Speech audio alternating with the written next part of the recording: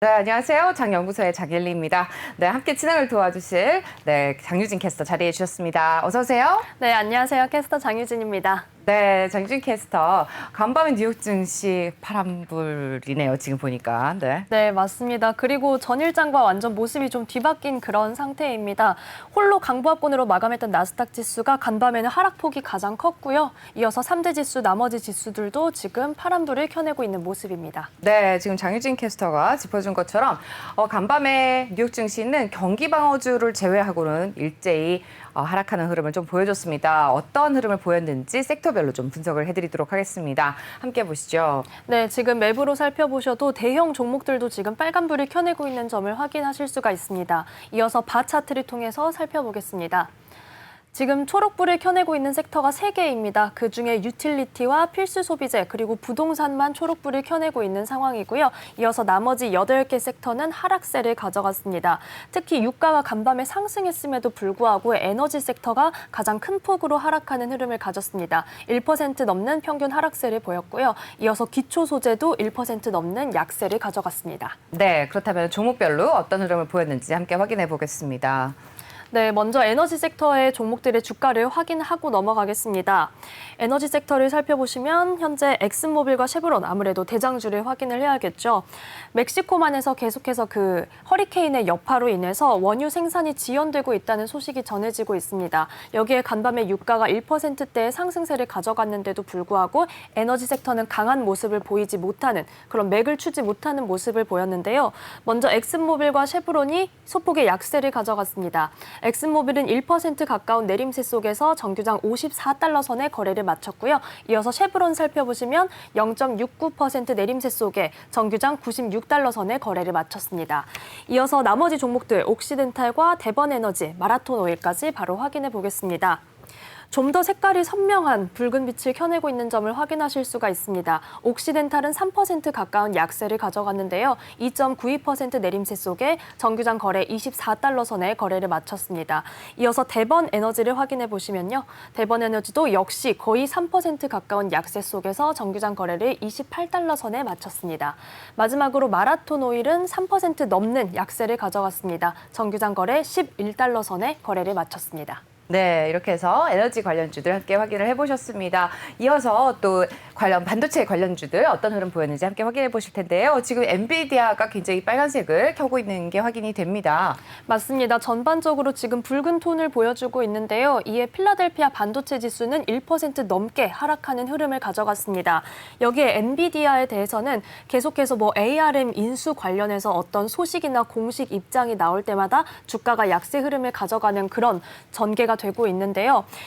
EU에서도 영국 조사당국에 이어서 EU에서도 ARM 인수에 대한 약간의 반대 입장을 밝혔다. 여기에 대한 우려감이 작용하면서 주가가 1%대의 약세 흐름을 가져갔습니다. 정규장 거래는 223달러 선에 마쳤습니다. 네, 이어서 또 다른 주가들 확인해 볼까요? 네, 이어서 인텔을 살펴보시면요. 사실 인텔의 하락폭은 다른 종목에 비해서 크지는 않았습니다. 특히 AMD는 좀 굉장히 탄력이 많이 떨어졌는데요. 인텔은 110조를 투자해서 유럽의 반도체 공장 2곳을 신설하겠다. 이렇게 밝혔습니다. 그래서 좀 새로운 포부를 밝히고 있어서 전반적인 반도체 시장 약세 속에서도 그래도 주가가 조금 방어하는 모습을 보였습니다. 여기 CEO는 2030년까지 반도체가 자동차 부품 원가의 20% 이상을 차지할 것이다. 라고 이렇게 전망을 내놓기도 했습니다. 인텔은 정규장 거래 53달러 선에 거래를 마쳤습니다. 네, 지금 보면은 AMD까지 굉장히 또 강하게 또 하락을 한 흐름을 확인해 보실 수가 있습니다. 2.73% 빠지면서 106달러 선에 거래가 됐다는 것까지 확인을 해보실 수가 있고요. 이어서 또 주가에 또 가장 강한 흐름을 나타낸 빵주들도 확인을 해볼까요? 네, 빵주는 간밤에 아마존을 제외하고는 모두 빨간불을 켜내는 모습을 보였는데요. 우선 애플의 소식을 확인을 해보겠습니다. 애플은 우선 TSMC가 한때 반도체 가격을 20% 인상한다라고 저희가 지난주, 지지난주에 전해드린 바가 있는데요. 그런데 TSMC가 사실 애플에 조금 특별 대우를 했다라는 소식이 전해졌습니다. 애플에게는 유독 반도체 가격을 3%만 인상하겠다 이렇게 제시를 해서 네, 조금 특혜 의혹이 일고 있는 그런 상황인데요. 하지만 다른 이슈가 좀 있습니다. 애플에서 지금까지 자동차 사업을 이끌어왔던 수장 더그 필드라는 이 인물이 포드로 이적을 하게 됐습니다. 아. 그래서 여기에 외신은 고용 쿠데타 혹은 갑작스러운 이직이다라고 조금 강한 표현을 사용하고 있는 상황인데요. 애플은 3거래일 만에 주가가 반락하면서 1%대 약세 속에 정규장 거래 155달러 선에 마쳤습니다. 네, 지금 애플 소식까지 함께 전해드렸습니다. 종목 확인을 해보셨고요. 이어서 앞서서도 전해드린 바 있는 것처럼 독일 미넨에서 알리안츠 아레나에서죠. 네, 현지 시간으로 6일입니다. IAA 모빌리티 2021에서 또 모토쇼가 시작이 됐습니다.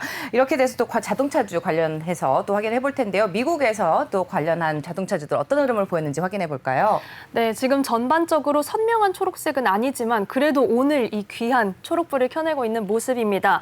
앞서 애플의 이슈에서 전해드렸던 포드는요, 이 더그 필드라는 인물이 애플 전에는 테슬라에서도 몸담았던 인물이라고 합니다. 그래서 자동차 업계에서는 굉장히 중요한 인사로 분류가 되고 있는데요.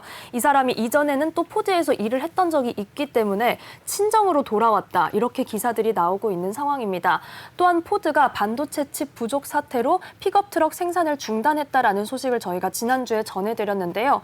여기에 대해서 벤치마크의 분석가가 오히려 포드는 칩 부족 상황에 미리미리 잘 대처하고 있다라고 좋은 평가를 내놨습니다. 포드는 정규장에서 0.62% 오름세 속에 정규장 거래 13달러 선에 마쳤습니다. 네, 이렇게 해서 포드까지 확인해 보셨습니다. 우리 또 워렌 버핏이 가장 좋아하는 코카콜라 있죠. 네, 코카콜라를 포함한 또 맥도날드 이런 경기 방어주들이 굉장히 좋은 흐름을 좀 보여줬는데요. 경기 방어주 맥도날드와 코카콜라를 포함한 경기 방어주들 어떤 흐름을 보였는지 함께 짚어볼까요? 네, 우선 전반적으로 좋은 흐름을 가져갔습니다. 또 맥도날드랑 스타벅스가 사실 소비순환재 섹터에 속해 있기는 해도 거의 필수 소비재와 같은 흐름을 가져가고 있는데요. 맥도날드와 스타벅스가 나란히 1%대의 주가 강세를 가져갔습니다. 여기에 또한 엘살바도르가 사실 비트코인을 법정 통화로 채택한 지 이제 막 만 하루가 지나지 않았습니까? 그런데 여기에서 맥도날드와 스타벅스에서 비트코인으로 결제를 가능하게 했다라는 소식이 또 전해지기도 했습니다. 주가 확인해 보시면요. 맥도날드는 정규장 거래 238달러 선을 기록했고요. 이어서 스타벅스는 2% 가까운 오름세 속에 정규장 거래를 118달러 선에 마쳤습니다.